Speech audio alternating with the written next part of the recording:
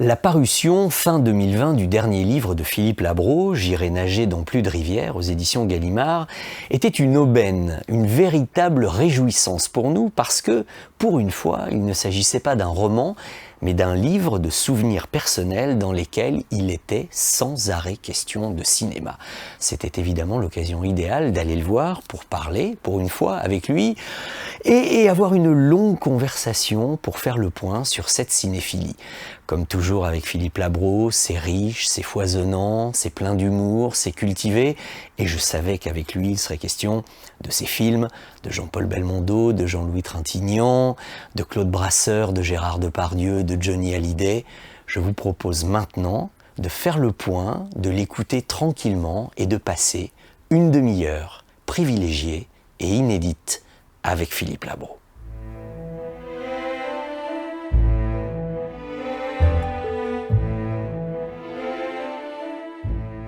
Bonjour Philippe Labro. Bonjour. Je suis très heureux de vous voir Philippe parce que quand j'ai su que ce J'irai nager dans plus de rivières, 27e livre allait sortir, j'espérais qu'il serait un peu question de cinéma. Et là, dès les premières pages, je n'en espérais pas tant. Je me suis dit, le cinéma est plus que jamais présent dans sa vie et dans sa littérature. Bien sûr, c'est un livre de souvenirs, de rencontres, de portraits, de réflexions, d'idées, d'images, tout ce qu'on veut. C'est construit d'ailleurs un peu comme un film, c'est du montage, des séquences. Mais dedans, il y a effectivement une des activités qui m'a le plus passionné et occupé dans ma vie, c'est le cinéma, sans aucun doute. Les comédiens, les producteurs, comment on travaille, comment ça se passe, des souvenirs, des moments. Oui, j'ai essayé de mettre tout ça dans ce livre.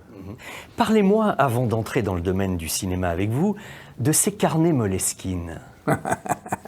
C'est des petits carnets noirs qui s'appellent Moleskine depuis toujours, que tous les écrivains ou presque possèdent. Hemingway l'avait dans sa poche, la poche de sa veste de chasse, et sur lesquels, depuis l'âge de 20 ans à peu près, je prends des notes. Je note des citations, des choses que j'ai entendues, que j'ai lues, mais pas seulement, des moments, des rencontres. C'est pas un journal, c'est un carnet de notes.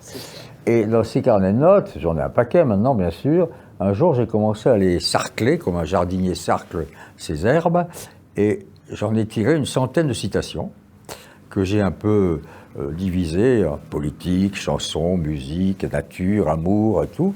Et je me suis dit qu'à partir de là, je pouvais peut-être construire ce livre. Ouais, presque un scénario, finalement. Il y a oui, un scénario avec des séquences, effectivement, avec des travelling, avec des gros plans. Oui. Et d'ailleurs, alors... Des flashbacks. Je me suis régalé sans arrêt, puisque déjà, dès la page 23, boum, hommage à Billy Wilder.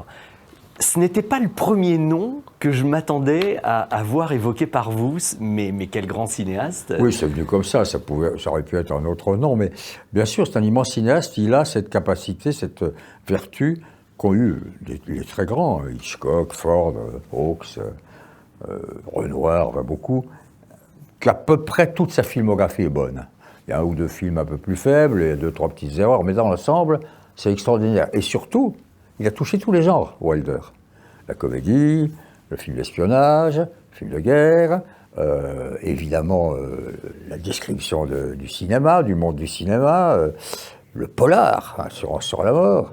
Alors, il est très fort, il a en plus été l'élève, comme vous le savez, de Lubitsch, qui était le grand génie d'Hollywood. Et d'ailleurs, dans le bureau de Wilder, il y avait sur un mur, il y avait une phrase qui disait « Que ferait Lubitsch ?» Quand Lubitsch dit « Je ne fais pas du cinéma, je fais des films », vous, Philippe Labro, est-ce que vous avez fait du cinéma ou est-ce que vous avez fait des films? J'ai essayé de faire des longs métrages. Oui, faire des films, faire un film, c'est-à-dire raconter une histoire, prendre un personnage ou plusieurs débuts et l'amener à la fin, c'était quand même, d'une certaine manière, la narration par essence, qui nous a été apprise par Alexandre Dumas.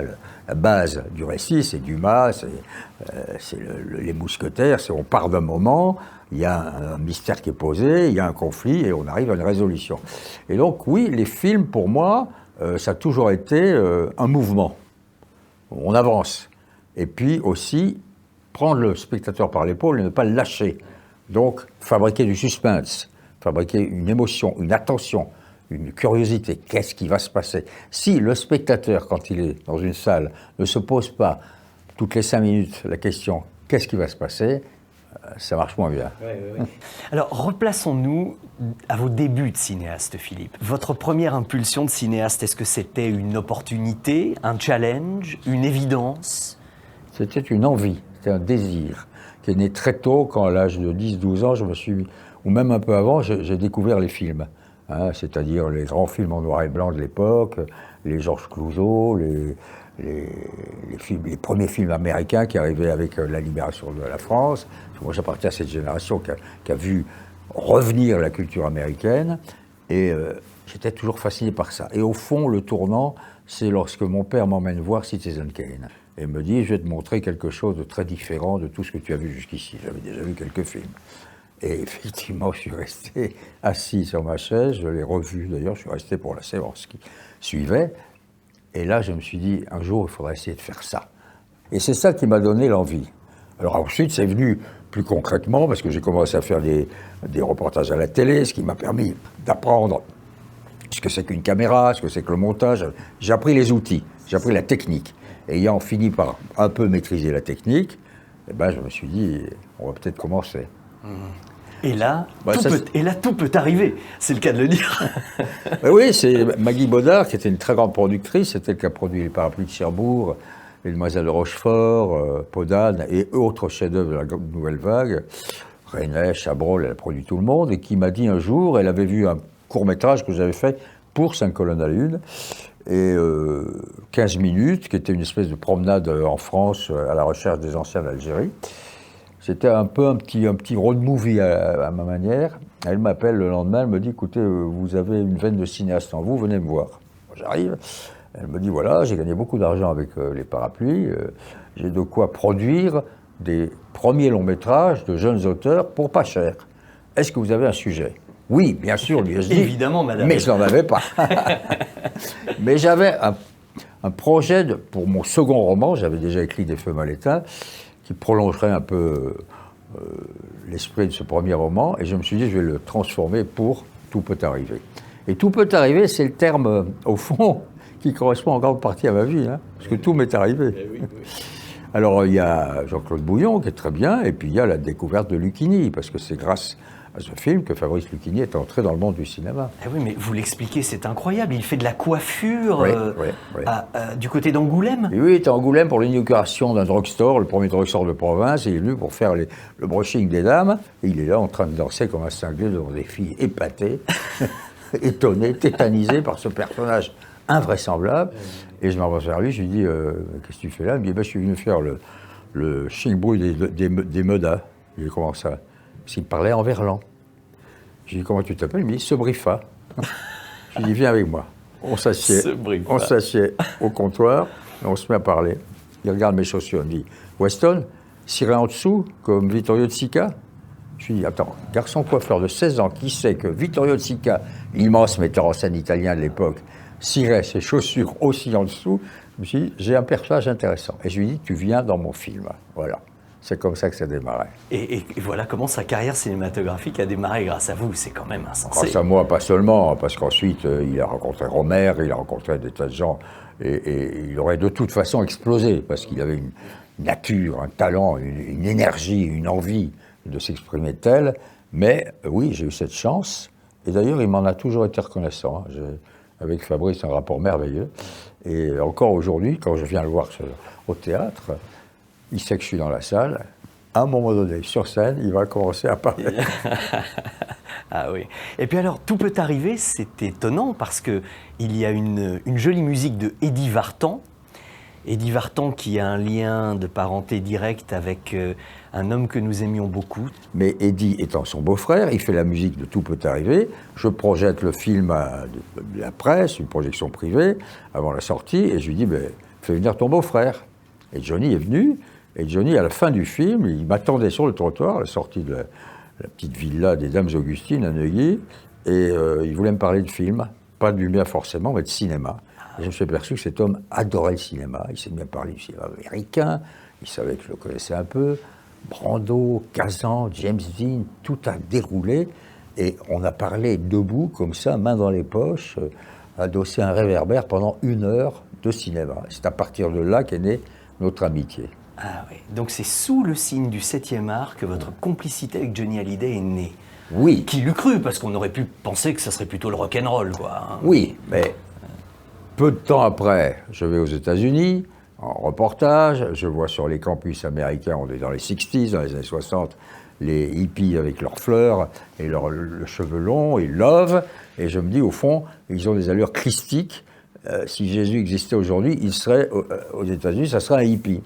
Et j'écris dans un avion, au retour, un petit poème qui s'appelle « Jésus-Christ est un hippie ».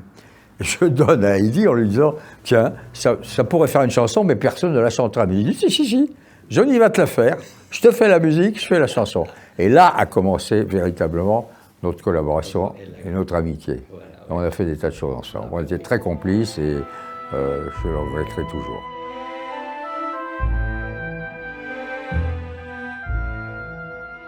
On est arrivé vite au tutoiement. Je découvre qu'il est profondément imprégné de cinéma, comme vous le disiez, Kazan, Brando, James Dean, Monty Clift.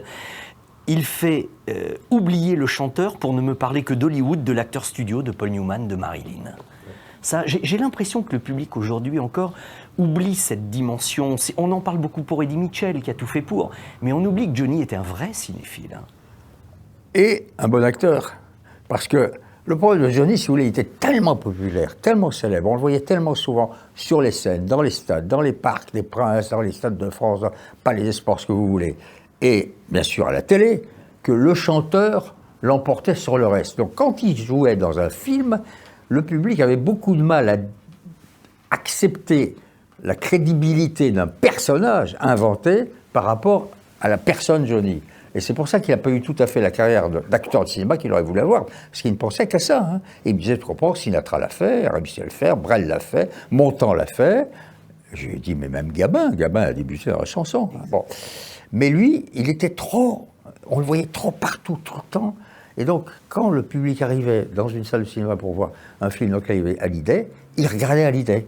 Il ne regardait pas le rôle. Alors, après cette parenthèse Johnny, et c'est intéressant d'en parler sous le prisme du cinéma pour une fois, revenons à Après tout peut arriver. Là, Jean-Pierre Melville entre dans votre vie. Oui, c'était déjà un des grands patrons du cinéma français. Il avait déjà fait quelques grands films. Je l'admirais. Je l'ai invité à cette projection, pas celle de Johnny, une autre. Et alors lui, il m'a fait un autre coup. Il arrive juste avant la projo, avant que tout le monde était assis, tout le monde attendait. Moi, je ne pouvais pas commencer sans avoir invité Melville, que je ne connaissais pas, mais je l'avais invité.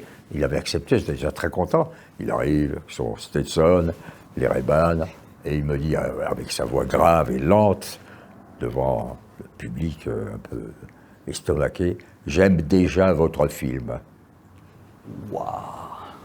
Quelle merveille de dire ça, non? J'étais épaté. Première réalisation, jeune metteur en scène, il aime déjà votre film. Il l'a pas vu. Eh oui. J'aime déjà votre film, ça veut dire, vous m'intéressez. Oui, il avait lu mes papiers dans la presse, tout ça. Bref, une amitié est née, très très forte, au point que lorsque j'ai préparé mon deuxième long-métrage, Sans mobile apparent, Jean-Pierre m'a aidé, lisant mon scénario, il avait un exemplaire, j'avais l'autre, de l'autre côté de la table, crayon en main, me donnant des indications, m'expliquant certaines choses, me suggérant tel objectif plutôt que tel autre, et il a été un vrai mentor, ce qu'on appelle un mentor. C'est ça, oui. Ouais. C'est-à-dire qu'il vous a donné des directions, des inspirations, vous teniez compte. J'ai rarement vu dans ma vie un mentor, un homme plus âgé que vous, qui a son savoir, son savoir-faire, son expérience, et parfois même ses secrets de fabrique, et qui vous les livre. Mais alors, c'est la première fois, on a déjà eu l'occasion ensemble de parler un petit peu de Melville, mais c'est la première fois où dans ce livre, je trouve que vous avez, Philippe, l'objectivité de parler aussi des défauts de Melville. Ah oui. Parce qu'il faut reconnaître que c'était une personnalité divisée un peu. Bah, très complexe, c'est un homme très complexe, très très complexe. On peut considérer une sorte de pervers narcissique, un psychisme assez compliqué, un besoin, une envie de fabriquer des conflits. Et il me dit, il inscrit dans ma tête que sur un plateau, il faut se faire détester. Il faut être méchant, il faut être odieux, il faut être autoritaire, parce que c'est comme ça qu'on obtient le mieux de ces comédiens, ce qui est, à mon avis, en fait une erreur. Mais comme je suis un gamin et que je le regarde de façon éblouie et que j'ai envie de faire tout ce qu'il me dit qu'il faut faire, sur le plateau de Sans mobile apparent, sur le tournage de Sans mobile, j'ai pas été agréable du tout. avec Jean-Louis Trintignant, qui est un homme admirable, qui est un très grand Et comédien. d'une gentillesse en plus. Oui, non, mais c'est un homme exceptionnel, Trintignant. Hein.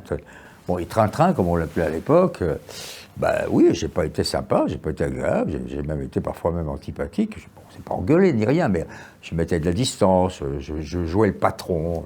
Je me suis très vite rendu compte que j'avais fait une vraie connerie, parce que quand je me suis retrouvé dans la salle de montage, et quand vous regardez le boulot, les rushs, et que vous commencez à monter tout ça, je me suis dit, mais il est extraordinaire, mais comment je suis passé à côté de cet homme?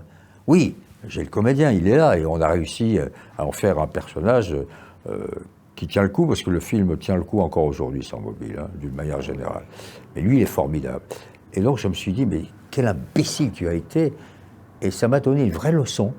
J'ai jamais, évidemment, reproduit ce genre de comportement, bien au contraire, j'ai fait tout le contraire dans les films qui ont suivi. Et je me suis senti coupable et j'ai eu très mauvaise conscience. Je le lui ai dit, puisqu'il a retourné dans un de mes films, beaucoup plus tard. Dans La Crime? Oui, dans La Crime, avec Claude Brasseur et Jean-Claude Brialy. Et là, un jour, dans la voiture qui nous emmenait sur un lieu de tournage, je lui ai expliqué pourquoi j'avais été aussi jeune et bête. Et c'est pour ça que dans J'irai nager dans plusieurs rivières, j'ai souhaité lui faire une petite lettre d'explication. Ah oui, mais c'est carrément le titre du chapitre. Hein. Oui, oui. Une lettre à Jean-Louis Trintignant. Oui, oui, pour lui expliquer et lui, pas lui demander le pardon, mais qu'il comprenne pourquoi je m'étais comporté comme ça.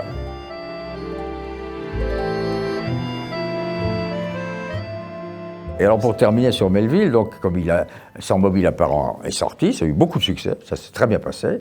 Et je lui ai dit, écoutez, le prochain film, je vous montrerai rien, sauf quand le film sera terminé. Il était extasié pour moi que j'ai réussi à obtenir l'accord de Jean-Paul Belmondo pour tourner L'Héritier. Hein. Et je lui ai montré un soir, il était le premier à le voir, tout seul dans une salle que j'avais fait louer. Et il est resté assis sur son fauteuil. À la fin de la projection, il n'en revenait pas. Ah oui. Il était vous l'avez impressionné, vous l'avez épaté un peu. Un peu, oui. Quand on parle de la filmographie de Jean-Paul, on parle d'Héritier, mais il y a aussi les grands Verneuil, il y a les grands Melville, il y a des Italiens, il y a toutes sortes de choses. Et puis ensuite, sa vie d'acteur de cinéma où il abandonne un peu les rôles dits sérieux pour aller dans la pantalonnade, la comédie. Donc, oui, il est très bien sapé, il est très beau, il est dans la quarantaine, éblouissante, il a une beauté inouïe, au point que moi j'avais beaucoup travaillé les gros plans, le visage, la lumière, parce que je pensais qu'il y avait des moments où véritablement il incarnait formidablement le personnage. Il connaissait le scénario par cœur, il arrivait en lisant L'Équipe, on disait qu'est-ce que c'est que ce type? Tu parles, il avait tout enregistré la veille, il savait. C'est un immense professionnel, très grand comédien. Et on s'est très bien entendu, c'est un ami, je l'aime beaucoup. On a fait un second film ensemble. Alors justement, Philippe, j'ai fouiné un peu dans ses archives et j'y ai trouvé ces deux photos, notamment celle-ci. Dites-moi spontanément ce qu'elle vous inspire. Commentez-les-moi, s'il vous plaît. Alors ça, c'est la photo où nous sommes avec Bruno Kremer, qui fait un rôle extraordinaire dans l'Alpaga. Et puis moi, avec mes cheveux longs, une gueule invraisemblable. Et Jean-Paul qui rigole, comme toujours. Et puis alors cet autre plan, j'aime beaucoup, c'est dans la séquence dans le couloir de l'auberge des Trois Canards, où il a un fusil à pompe à la main, qui est une séquence totalement inspirée de Getaway, de Sam Peckinpah, avec Steve McQueen. Pour moi, Getaway, c'est un des plus grands polars, des plus grands polars de Peckinpah, et de McQueen, qui lui-même est extraordinaire. Et j'ai pas voulu l'imiter. Il n'a pas besoin de ça. Jean-Paul, il est aussi grand que McQueen pour moi. Mais c'est le même principe. Le fusil à pompe, et on est là, et boum. Donc voilà, oui, elles sont bien ces deux photos. Ouais. Je vous les laisse. Merci beaucoup. Je vous les offre avec plaisir. Mais quand vous voyez une photo de tournage, vous repensez avec bienveillance, avec nostalgie à cette période de mise en scène de cinéma? Bien évidemment, la nostalgie n'est pas un terme triste. La nostalgie, ça signifie se souvenir des jours heureux. Et c'était des jours heureux. On travaillait bien, on était bien entouré, le casting était sérieux et solide. On avait l'impression d'avoir écrit un scénario costaud, parce que si vous n'avez pas un bon scénario, c'est pas la peine de tourner. Les conditions de tournage étaient parfaites. Oui, effectivement, il y avait beaucoup de préoccupations, c'était difficile, c'est toujours très difficile. Hein. Mais, pour vous dire la vérité, Vincent, c'était euphorisant. Ouais. Moi, il m'est arrivé, à un moment donné, juste avant de dire moteur, dans ma tête, tout d'un coup, il y a une petite voix qui disait « Tu devrais être content, hein. Tu fais ce que tu aimes et tu aimes ce que tu fais. » Ça me fait penser à cette citation de Samuel Goldwyn, page 135. « Il n'est pas indispensable d'être fou pour faire du cinéma, mais ça aide beaucoup. » Non, il ne s'agit pas d'être fou, mais il faut sortir du rationnel. Il faut avoir de l'audace, il faut prendre des risques. C'est Spielberg qui a très bien décrit la condition du cinéaste. Il dit c'est marcher sur un fil au-dessus d'une mare pleine de crocodiles. Jean-Louis Trintignant dans Sans mobile apparent. Belmondo dans L'Héritier et dans L'Alpagueur. Ensuite Claude Brasseur. Ensuite Nathalie Baye avec Gérard Depardieu. Vous n'aimeriez pas un peu les stars, Philippe Labro? Oui, les grands comédiens. J'aime les personnalités. Mais vous savez, il n'y a pas que des stars dans ces films-là. Si le film est bon, c'est aussi parce que ce qu'on appelle les seconds rôles, qui est presque un terme péjoratif, les autres rôles doivent être tenus par aussi des comédiens, des grands artistes. Et je donne l'exemple dans ce film, dans L'Héritier, de Charles Denner. Denner n'est pas une star, entre guillemets. Il n'empêche que c'est un comédien extraordinaire et qui vous donne des émotions qu'aucun autre comédien n'a pu me donner. Donc oui, j'aime les stars, j'aime les personnalités, j'aime les gens qui traversent l'écran, qui ont déjà avec eux une expérience, un bagage, ce qui ne m'empêche pas, ce que j'avais fait avec mon premier film, de donner des chances à des débutants comme Lucchini.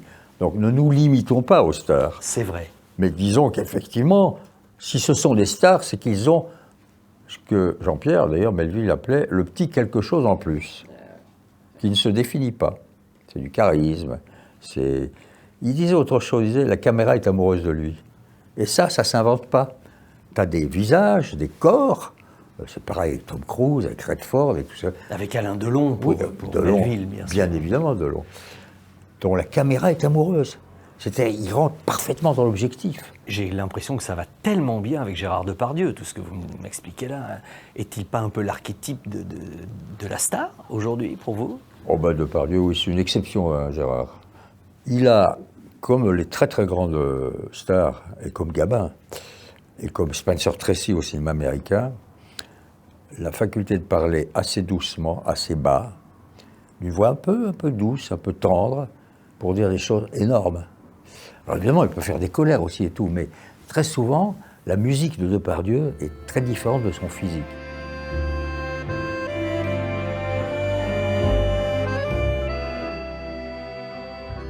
Alors évidemment, son physique a beaucoup changé.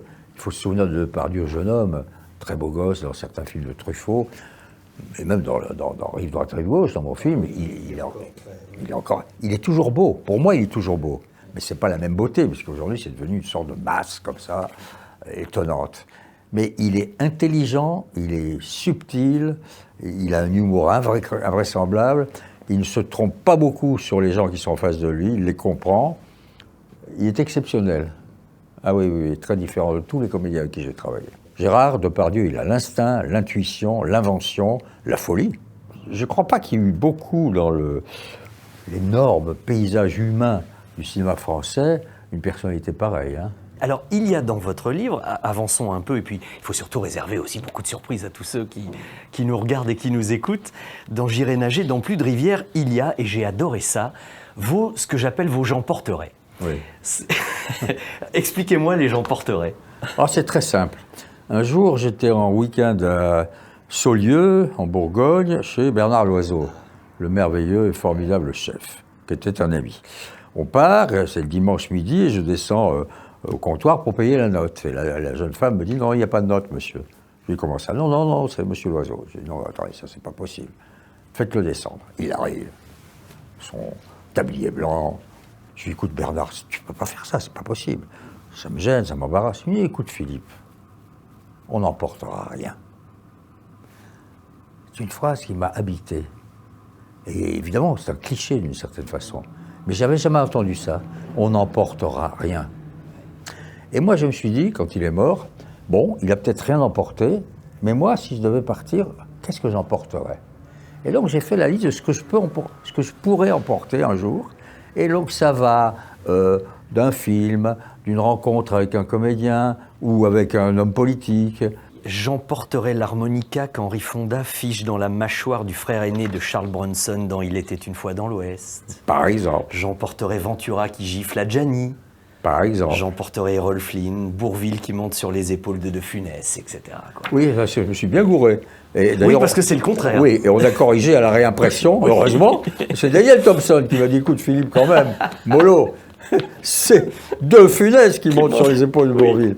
J'ai fait une grave erreur, et pourtant, on a corrigé. Hein, j'ai passé 3 fois la correction, j'ai laissé passer ça. Ma dernière question, Oui. elle est très symbolique, Philippe. Oui. Elle sort de ce... Je ne sais pas si certains fous comme moi ont ce coffret précieux qui permet d'avoir une très bonne version DVD de L'Héritier, de l'Alpagueur, de La Crime et de Rive droite, Rive gauche. Et il y a un très joli texte de Yann Moix Exact. qui termine en disant « Pourquoi plus personne, à commencer par Philippe Labro, ne fait plus de films de Philippe Labro ?» Jolie question.